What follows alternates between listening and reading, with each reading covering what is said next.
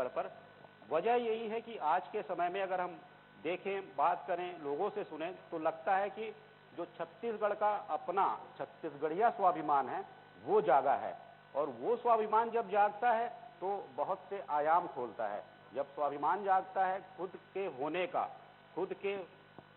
और खुद पर गर्व करने का, तो वो एक नए रास्ते खोलता है, आयाम गढ़ता है। तो तमाम आप लोग बैठे हुए हैं, अलग अलग क्षेत्रों से हैं। अनुज जी, सुपरस्टार छालीवुड पद्मश्री अनुज शर्मा जी, मैं ये आपसे जानना चाहूँगा, चूंकि आप फिल्मों से लगातार जुड़े हुए हैं, छत्तीसगढ़ में आप क्या भविष्य देखते हैं फिल्म इंडस्ट्री का?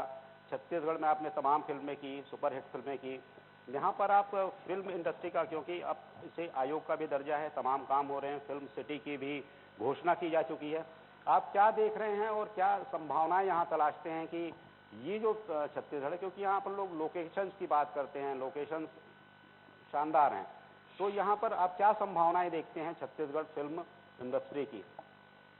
देखिए, संभावनाएं तो असीमित हैं, क्योंकि यहाँ रिसोर्सेज की कमी नहीं है। छत्तीसगढ़ में नेचुरल जो लोकेशंस हैं वो काफ़ी सारे हैं, और उससे बड़ी बात यह है कि अब कनेक्टिविटी भी छत्तीसगढ़ की बहुत अच्छी हो गई है बाकी जगहों की तुलना में।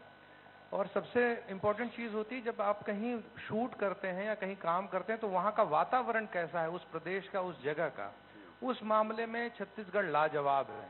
छत्तीसगढ़ में किसी को भी आकर काम करना इतना आसान होता है, यहाँ के लोग इतने कोऑपरेटिव होते हैं, इतना कोऑपरेट करते हैं, कोई प्रॉब्लम क्रिएट नहीं करते। ये सारी चीज़ें छत्तीसगढ़ में हैं। छत्तीसगढ़ में बहुत सारी, चाहे आप शुरू करें तो सत्यजीत रे साहब ने भी यहाँ शूट किया था, तब से लेके आज तक बहुत सारी फिल्में हैं, बहुत सारे वेब सीरीज हैं, बहुत सारे सीरियल्स हैं जो यहाँ पे शूट हुए हैं, अलग अलग जगहों पे शूट हुए हैं। जैसे कवर्धा में एक बहुत लंबा सीरियल चला था मुनिया, उसकी शूटिंग हुई थी। और आप देखेंगे कि बहुत सारी फिल्में भी, बड़ी बड़ी फिल्में शूट हुई, इवन न्यूटन भी यहीं शूट हुई थी छत्तीसगढ़ में, जो नॉमिनेट हुई थी ऑस्कर के लिए। तो लगातार ये चीजें होती रही हैं, लेकिन इसमें कहीं ना कहीं एक चीज हमेशा मिसिंग रही है कि जो इंफ्रास्ट्रक्चर, जो एक तैयार यहाँ मिलना चाहिए, वो हमेशा उस बात की कमी रही है। अभी रहा सवाल ये, फिल्म विकास निगम की घोषणा हुई है, लेकिन अध्यक्ष अभी तक मनोनीत नहीं हो पाए हैं। तो होता यह कि जब तक उस विभाग को देखने वाले मुखिया का नामांकन नहीं होगा, जब तक वो उस पद पे नहीं होंगे, तो काम को वो रफ्तार नहीं मिलती है। फिल्म विकास निगम की पॉलिसी अनाउंस हो गई है, लेकिन वो लागू नहीं किया जा सका है। यानी अगर उसको देखें व्यवहारिक तौर पे, अगर एक्सेप्शनल एक छोड़ दें कि मनोज जी की फिल्म ने नेशनल अवार्ड जीता, उनको 1 करोड़ रुपए तुरंत मिले, वो जोश में तुरंत हो गया, मिल गया, इनको ओके है। लेकिन आज तक एक भी फिल्म को सब्सिडी नहीं मिल पाई, क्योंकि किसी को पता नहीं है कि प्रोसेस क्या है। तो मैं बार बार कहता हूं कि जो नियम कायदे हैं वो व्यवहारिक रूप से कैसे फलीभूत होते हैं और कैसे उसको व्यवहार में लाया जाता है, इस पे काम करना मनोज जी, इस पे बहुत बड़ा रोल, बहुत बड़ा हिस्सा तो फिल्म की क्वालिटी का भी होता है। जब मनोज जी की फिल्म निकलती है और जाती है और वो तहलका मचा देती है, झंडे गाड़ देती है, तो निश्चित रूप से फिल्म की क्वालिटी भी बड़ा विषय है। बिल्कुल है। और यहाँ आपको मैं एक बात बताऊं, मैं दावे के साथ कहता हूं, छत्तीसगढ़ में जिस बजट में और जिस छोटी इंडस्ट्री के लिए जिस क्वालिटी की फिल्म छत्तीसगढ़िया फिल्म मेकर बनाते हैं, मेरा चैलेंज है दुनिया में कहीं नहीं बनाते होंगे। आप लोगों को तालियां बजानी चाहिए इस बात पर, क्योंकि ज्यादातर लोग इस बात से प्रिजुडाइज हैं कि वो लोग छत्तीसगढ़ी फिल्में देखते नहीं है, थोड़ा चैनल वैनल बदलते रहते हैं और एक राय बना लेते हैं छत्तीसगढ़ी सिनेमा के बारे में। मैं हर उस राय बनाने वाले को कहना चाहता हूं, टिकट कटाइए, 100 रुपया खर्च करिए, थिएटर में जाइए, छत्तीसगढ़ी फिल्म देखिए और उसके बाद राय बनाइए। और मैं दावे के साथ कहता हूं, जब 100 रुपए का दर्द उनको होगा, 50 रुपए की पार्किंग देंगे, 150 रुपए का पॉपकॉर्न खाएंगे, तो फिल्म की सही समीक्षा करेंगे, घर पे बैठ के यूं ही राय नहीं बना लेंगे। तो मैं ये चीज कहना चाहूंगा कि छत्तीसगढ़ी फिल्में जिस बजट में यहां बनती हैं और जैसी बनती हैं वो अद्भुत है, एग्जाम्पल है पूरी दुनिया को, पूरे देश को। छत्तीसगढ़ी सिनेमा ने DAV क्या था वो फॉर्मेट अपना, जो डिजिटल में फिल्म बनाते थे, यानी डिजिटल सिनेमा स्क्रीन पे कैसे दिखाया जा सकता है, वो छत्तीसगढ़ ने सिखाया है कि बहुत कम बजट में, मैं दावे के साथ कहता हूं, HDV पे कैसे स्क्रीन पे फिल्म बनाते हैं, ये छत्तीसगढ़ वालों ने सिखाया है। छत्तीसगढ़ वालों को ये पता है कि लिमिटेड रिसोर्सेज पे कैसे मैक्सिमम आउटपुट देते हैं, ये छत्तीसगढ़ी फिल्म इंडस्ट्री जानती है और उसका सबसे बढ़िया एग्जाम्पल है। इसीलिए छत्तीसगढ़ी सिनेमा की फिल्मों की कॉपी भोजपुरी में होती है, राजस्थानी में होती है, हरियाणवी में होती है, गुजराती में होती है, झारखंडी में होती है और पता नहीं कहां कहां होती है। तो सारी छत्तीसगढ़ी फिल्मों का रीमेक होता है इन लैंग्वेजेस में। तो इसका मतलब ये है कि क्वालिटी तो यहां है, जरूरत है इंफ्रास्ट्रक्चर की, जरूरत है उनको सपोर्ट करने की और उसको व्यवहारिक तौर पे फिल्म विकास निगम की पॉलिसी आई है, फिल्म विकास पॉलिसी आई, अच्छी पॉलिसी आई है, उसमें करेक्शंस की संभावना होगी, वो किया जा सकता है, लेकिन उसे मूर्त रूप देना बहुत जरूरी है। मनोज जी, आप निर्माता हैं, निर्देशक हैं जी। आपने जो फिल्म बनाई वो मतलब हमने जाके थिएटर में भी देखी थी, सारे लोग पहुंचे हुए थे, जी जी। दिग्गज लोग पहुंचे हुए थे आपकी फिल्म देखने।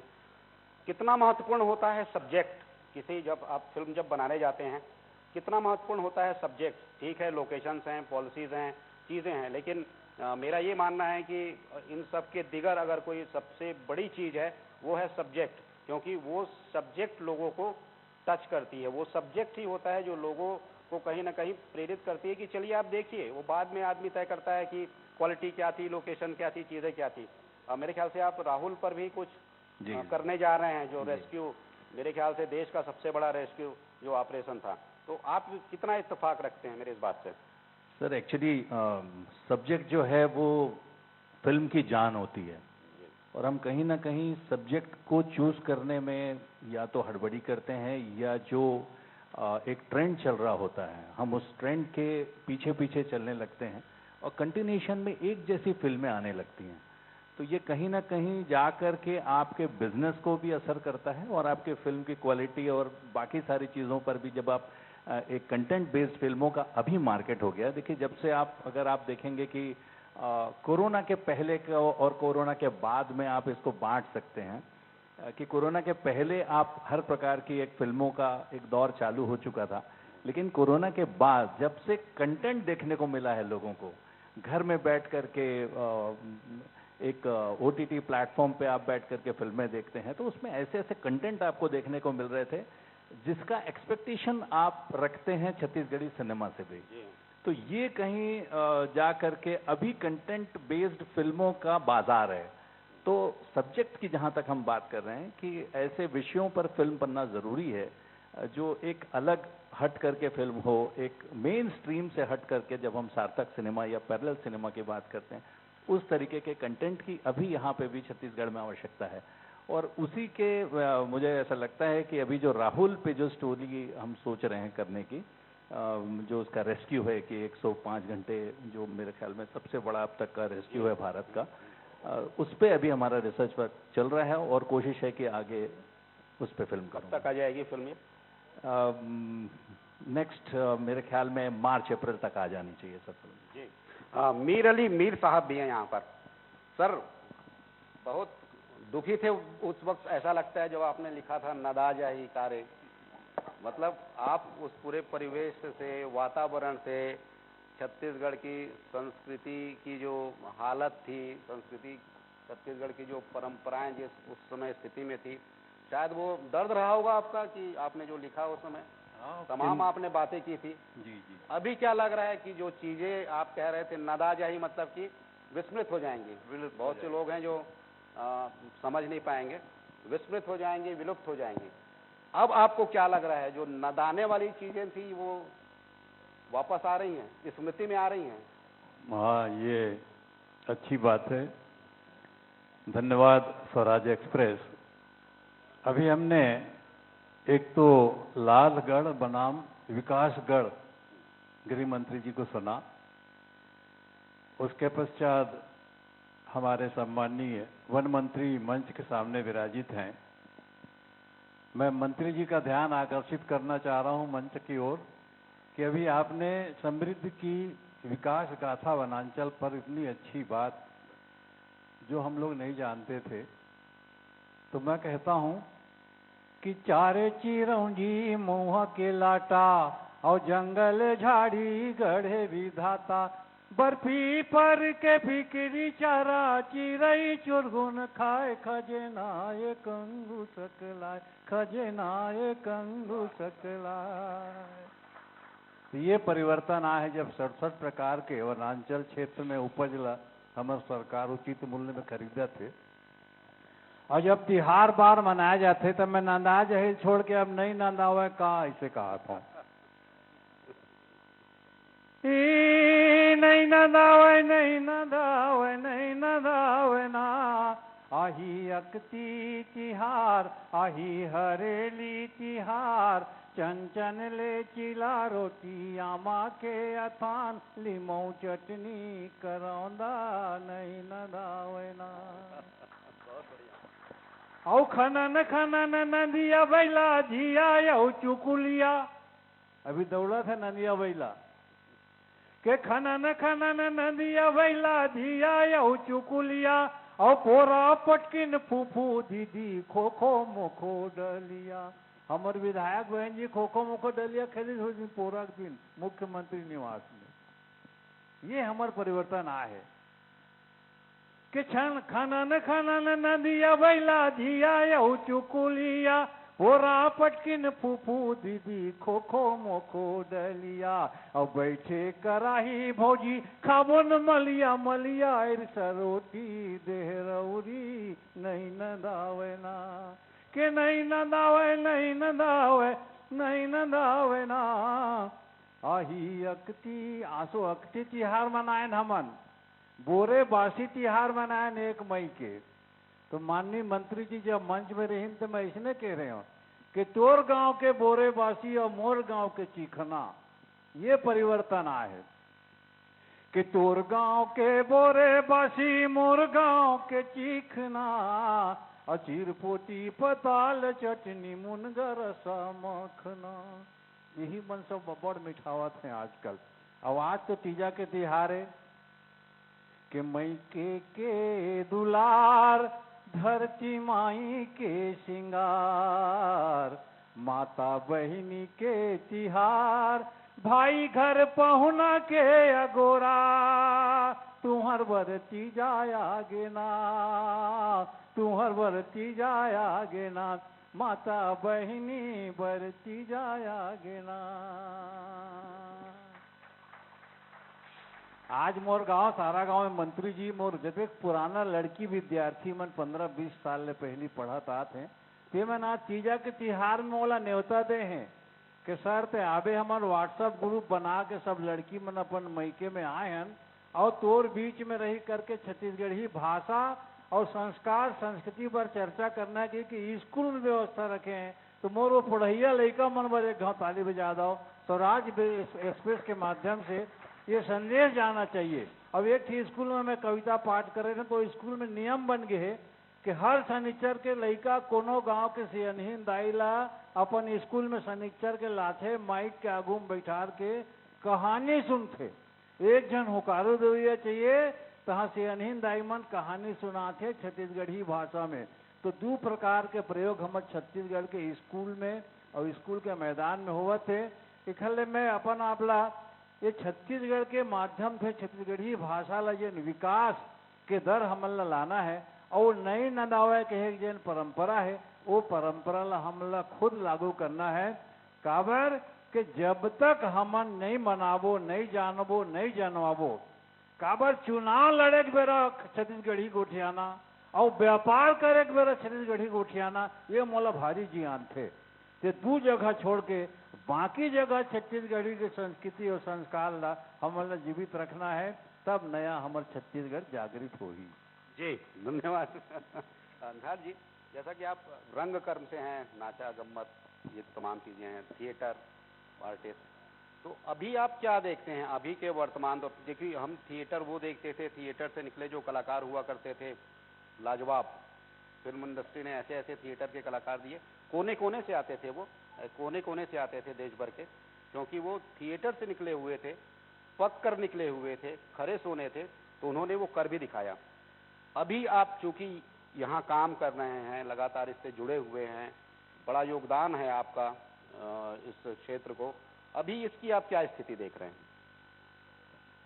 हम जहाँ हैं जिस वक्त पर हैं और जिन महान व्यक्तित्वों ने रंगमंच और लोक कलाओं के लिए अपना सब कुछ न्यौछावर किया अगर सबसे बड़ा नाम मैं देखूं दाऊ मंदराजी का जिन्होंने अपने दसियों एकड़ खेती बेच करके नाचा गम्मत के विकास और उसको किस तरह से, किस मोहब्बत और किस अंदाज से उन्होंने लिया था कि वो आज हम जिस नाचा को पूरे विश्व में देखते हैं, अभी तनवीर के जरिए उसने परचम लहराया, वो सारे लोग, हम मुक्तिबोध की धरती पर हैं, हम सत्यदेव दुबे की धरती पर हैं, और यहाँ के कलाकारों ने सिर्फ छत्तीसगढ़ ही नहीं, पूरे विश्व में एडिनबरा में जब छत्तीसगढ़ के नाचा गम्मत के कलाकार विश्व के प्रथम पुरस्कार को लेकर के उड़ करके वापस छत्तीसगढ़ आते हैं, तो भारतीय रंगमंच की नई परंपरा की शुरुआत होती है। एक से एक कलाकार हमारे यहाँ मौजूद हैं।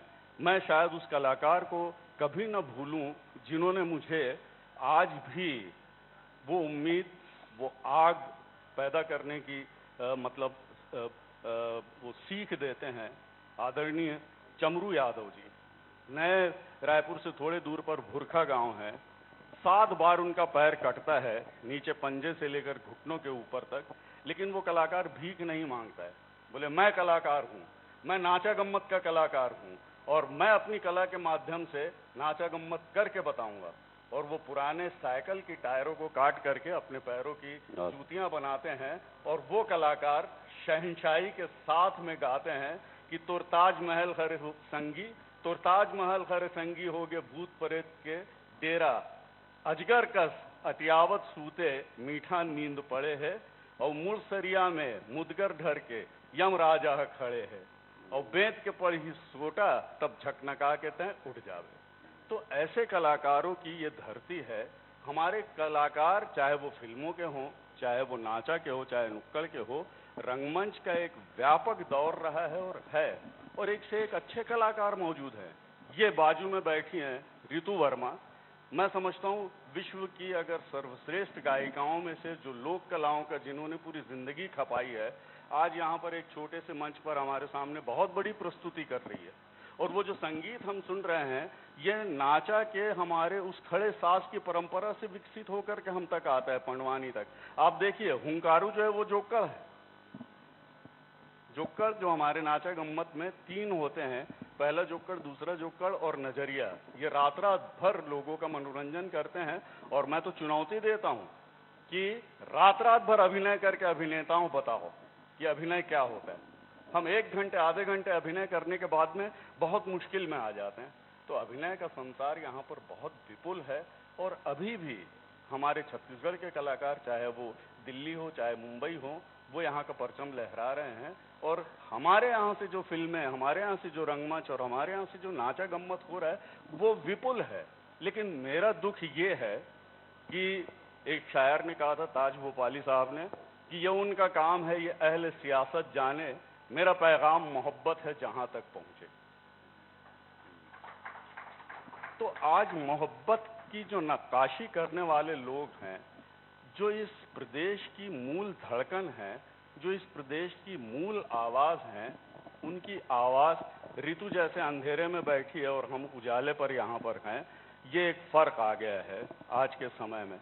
आज जिस तरह से अपराध का दर पूरे देश में बढ़ रहा है, जिस तरह से नशे का एक दर बढ़ रहा है, मेरा मानना है कि अगर अकबर साहब के माध्यम से ये बात और आगे बढ़े, और वो उनके विभाग का नहीं है, संस्कृति जो विभाग है, संस्कृति शब्द पर बहुत ज्यादा गहरे तक जा करके वो दिन फिर से वापस लाए कि ये जो डीजे में जा करके, अभी कल परसों से शुरू हो जाएगा, गणेशोत्सव से डीजे का शोर शुरू हो जाएगा। इसी रायपुर में कोने कोने में हमारे कलाकार मौजूद हैं और मीर साहब मौजूद हैं। नाचा गम्मत की आवाजें रात रात भर हम लोग सुनते थे और बोरा लेकर के इस नाचा गम्मत को देखते थे और टिकरा पारा चले जाते थे। कभी कहाँ वो गायब हो गया। हमारा शहर जो है वो विपन्नता की स्थिति में है लोक कलाओं के, खास करके नाचा गम्मत के क्षेत्र में। तो हमारा देश, हमारा राष्ट्र, हमारा महान राष्ट्र, उसका एक महान प्रदेश छत्तीसगढ़ बहुत ही लोक परंपराओं से बहुत समृद्ध है। और आज जरूरत है ऐसे कलाकारों को खोजना, इनको बार बार सामने लाना। और मैं दावा कर सकता हूं कि अगर हम हर कॉलोनी में नाचा का एक मंच बना दे, रंगमंच का एक मंच बना दे, सारा यूथ हमसे जुड़ेगा और छत्तीसगढ़ जिस नए अंदाज से, जिस नए रफ्तार से आगे बढ़ रहा है, इसकी मैं समझता हूं कि 1000 गुना स्पीड बढ़ जाएगी और हम एक नए छत्तीसगढ़ की ओर जाएंगे, एक समृद्ध और एक प्रबुद्ध छत्तीसगढ़ को खोज पाएंगे, वहां तक पहुंचेंगे। जी अनुज जी, क्या ऐसा लगता है आपको, इतनी बातें कही उन्होंने, आपको लगता है कि जो सुपरस्टार्स हैं, स्टार्स हैं, वो थिएटर से कट रहे हैं? थिएटर से कटने की वजह से जो भी दशा है, दुर्दशा तो नहीं कहूंगा, वो अच्छा नहीं लगेगा, जो भी दशा है इसलिए है कि जब स्टार हो गया थिएटर से कट गया? ऐसा नहीं है। देखिए, दौड़ तो घोड़ा ही जीतेगा, गधा नहीं जीत सकता। चाहे वो कहीं की भी दौड़ हो, चाहे वो थिएटर का अच्छा एक्टर हो। क्या थिएटर करने से क्या हर कोई अच्छा एक्टर हो जाता है? बिल्कुल नहीं। थिएटर में अच्छी ट्रेनिंग होती है। हीरा जैसी कटिंग होगी ना, उतनी उसकी प्राइस बढ़ेगी, लेकिन उसके लिए रॉ मटेरियल होना जरूरी है। आप किसी कांच के टुकड़े को तराश के हीरा नहीं बना सकते। वो चाहे थिएटर में हो, चाहे सिनेमा में हो, चाहे आप पत्रकारिता में हो, किसी भी फील्ड में आपके अंदर जब तक वो बात नहीं होगी, तब तक आपको ट्रेनिंग और अच्छे प्रशिक्षण के साथ बेहतर नहीं बना, आपकी कीमत ज्यादा नहीं हो सकती। इसलिए मैं इस बात को बिल्कुल नहीं मानूंगा कि कोई बड़ा स्टार हो गया तो उसने थिएटर छोड़ दिया। नहीं, आप मुझे ये बताइए कि बहुत सारे ऐसे थिएटर के आर्टिस्ट हैं जिन्होंने सिनेमा को चुना और उनको लोग सिनेमा की वजह से फिर ज्यादा जाने, ज्यादा लोकप्रिय हुए, वो ज्यादा पैसा कमा पाए। बहुत सारे थिएटर के ऐसे कमाल के एक्टर रहे जो कभी सिनेमा की तरफ नहीं गए। ऐसे भी एग्जाम्पल्स हैं। तो आप इसको किसी दायरे में नहीं बांध सकते। सबसे जरूरी चीज होती है आपको समय के साथ चलना होगा। आप एंटरटेनमेंट इंडस्ट्री कभी मर नहीं सकती। इंसान जिस तरह से अन्न पानी के बगैर नहीं रह सकता, वैसे बगैर मनोरंजन के भी नहीं रह सकता है। तो जरूरी यह है कि समय के हिसाब से लोग किस तरह से सोचते हैं, और मनोरंजन में जब तक नित नए परिवर्तन नहीं होंगे। भाई अगर हम ये कहें कि लाउड स्पीकर हटा देना चाहिए, अब तो पहले तो सब लोग बैठ के ऐसा गाते थे, आवाज इतनी होती थी कि आखिरी तक का आदमी सुनता था, तो ये तो प्रैक्टिकल बात नहीं होगी। मुझे लगता है समय के साथ चलना जरूरी है। एंटरटेनमेंट जब क्या नाचा शुरू से ऐसे ही पैदा हुआ था? बिल्कुल नहीं। नाचा एक प्रोसेस से गुजरा, तब उसने एक रूप लिया नाचा और गम्मत का। पहले दिन से नाचा कोई फॉर्मेट नहीं था। तो वैसे ही कला जो है ना, परिवर्तनशील है। पानी की तरह संस्कृति और कला बहते रहती है। रोकेंगे सड़ जाएगा, बहने दीजिए उसको, परिवर्तन आने दीजिए। लेकिन इस बात का ख्याल रखना चाहिए कि परिवर्तन सकारात्मक हो, नकारात्मक ना हो। जी मनोज जी, जब आप प्रोड्यूसर हैं, पैसे आपके लगते हैं, फिल्में चली नहीं चली बड़ा निर्भर करता है कि आप किस स्थिति में लौट कर आएंगे। तो मैं इधर सर जी की, इधर अनुज जी की दोनों बातें लेता हूं कि जब आप फिल्म बनाने जाते हैं तो आपको चमकीला चेहरा चाहिए होता है, उसकी ज़रूरत होती है, या आपको वो रॉ चाहिए होता है मटेरियल जिसमें कि वो कूट कर तमाम जो क्षमताएं हैं भरी हुई हैं, भले वो चेहरा ना हो। तो उस पर आप ये रिस्क ले सकते, जोखिम उठाने के लिए तैयार रहते हैं कि चेहरा भले ना हो, देखेंगे क्या होता है? देखिए सर, क्या है, जब आप बाजार के लिए फिल्म बनाते हैं, जब आप ऐसी फिल्में का चयन करते हैं जो कमर्शियली आपको काम करना है, तो ऐसे समय पर आप ये कोशिश करते हैं वो चेहरा लें जिसकी वैल्यू है। और देखिए, जिसकी वैल्यू है इसका मतलब है कि उसमें कुछ तो बात है, इस वजह से उसकी वैल्यू है। आप उसको नकार नहीं सकते कि ये आदमी जबरदस्ती चल गया। अगर अनुज जी यहाँ चले हुए हैं तो इनमें कुछ क्वालिटी तो है।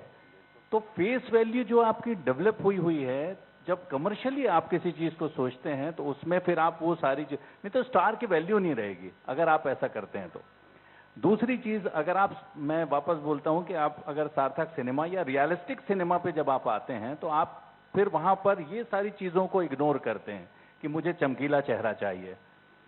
कई बार ऐसा होता है, जैसे भूलन है, भूलन में हमको लगा ही नहीं कभी कि कोई बहुत बड़े नाम के आर्टिस्ट की जरूरत है हमको वहां, क्योंकि वो आर्टिस्ट उस कैरेक्टर को ओवरशैडो कर जाता, वहां पे वो भकला नहीं रह करके कुछ और हो जाता।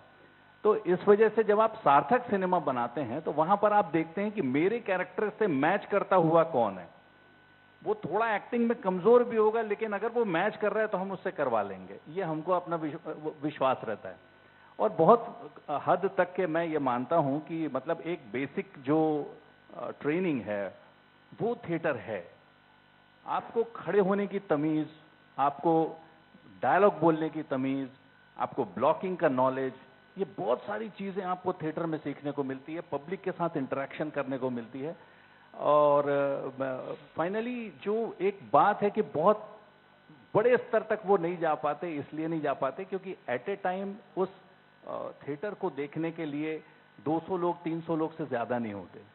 एक बार में अगर एक प्रदर्शन हो रहा है तो 100 200 300 लोग 500 लोग बैठे हैं, लेकिन एक फिल्म लगती है तो 2000 थिएटर्स में लगती है। एट ए टाइम आप पूरे भारत में एक साथ पहुंच जाते हैं। तो ये दो अलग अलग विधाएं हैं, लेकिन कहीं ना कहीं इनका आपस में संबंध है।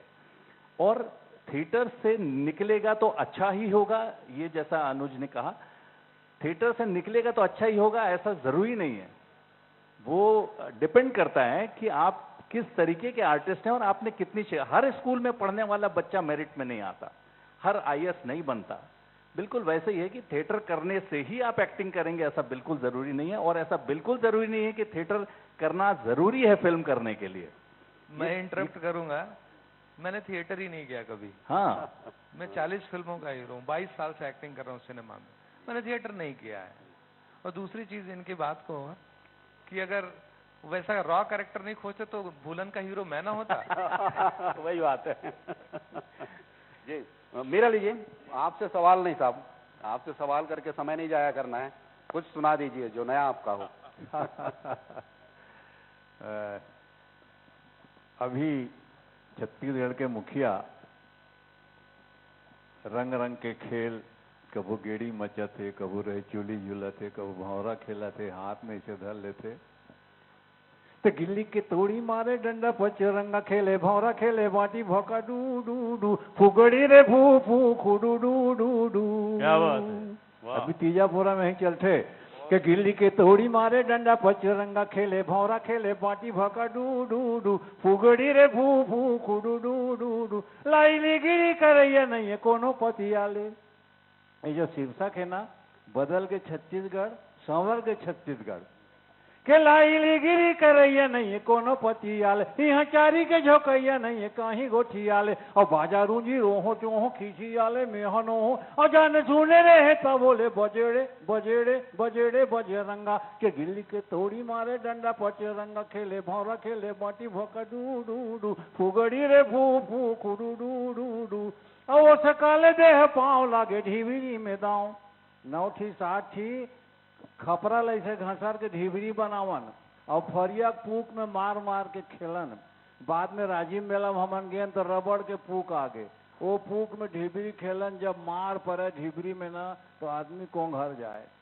अति कठिन खेल हमन खेलन लइकपन में, तो वो गीत में आ गए कि वो सकाल देह पाँव लागे ढिबिरी में दाव, रचे रचे न रचाए पुक धरे परे पाँव, और भागा दौड़ी घड़ी घड़ी भवा डारे घड़ी घड़ी, गोहले परिछते कोंघरे के झोलंगा, के गिल्ली के तोड़ी मारे, डंडा पचरंगा खेले, भौरा खेले, बाटी भौका डू डू डू, फुगड़ी रे फू फू खुडू डू डू डू, और आटी जाती रे कने की देखे रे मुस्काए।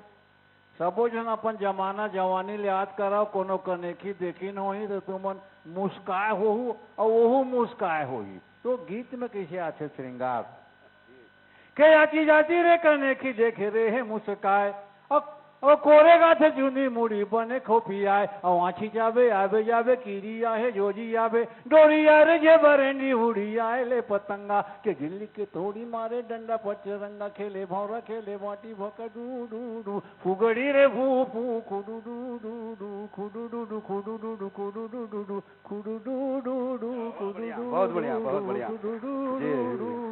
जी जी, बहुत बहुत धन्यवाद आप तमाम अतिथियों का, बड़ी सार्थक चर्चा हुई, और सर आपने तो समय मान दिया, आप सभी का बहुत बहुत धन्यवाद। बहुत बहुत धन्यवाद स्वराज। जितनी खूबसूरत रचनाएं होती हैं सर की, उतनी ही खूबसूरत अंदाज होता है उसे प्रस्तुत करने का, और जितने भी बात यहाँ पे जितनी भी चर्चाएं हुई उनसे कला प्रेमियों की जो कला साधना है वो नजर आई। निश्चित रूप से हर कलाकार अपनी साधना में इतना लीन होता है कि उसे उसकी उम्र का पता ही नहीं चलता, और कितनी अजीब विडंबना है कि हमारी साधना पकती तब है जब हमारी उम्र बहुत आधी से अधिक हो चुकी होती है। तो हम ये आग्रह करेंगे आप सभी से कि अपनी साधना से जो आपने कला को साधा है उसे नई जनरेशन को जरूर दीजिएगा, और आप सभी ने हमारा आग्रह स्वीकार किया, इसलिए पुनः इस मंच की ओर से आप सभी का धन्यवाद। मैं फिर से आग्रह करूंगी संजय सर से कि हमारे अतिथियों को प्रतीक चिन्ह भेंट कर उनका सम्मान करें। ये स्मृति चिन्ह प्रतीक है कि आपकी स्मृति में हम हमेशा बने रहें। जब भी आपकी निगाह हम तक पहुंचे, आप आज के इस क्षण को जरूर याद कीजिए।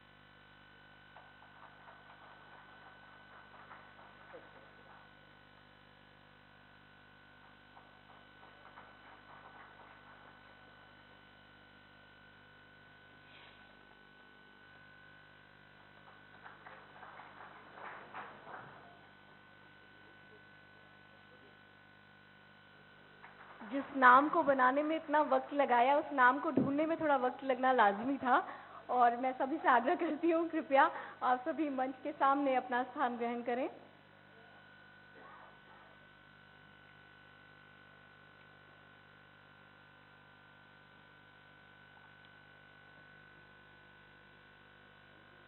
और फिर रुख करते हैं उस साधक की ओर जिन्होंने अपनी साधना से पंडवानी को विश्व स्तर पर एक नया मुकाम दिया।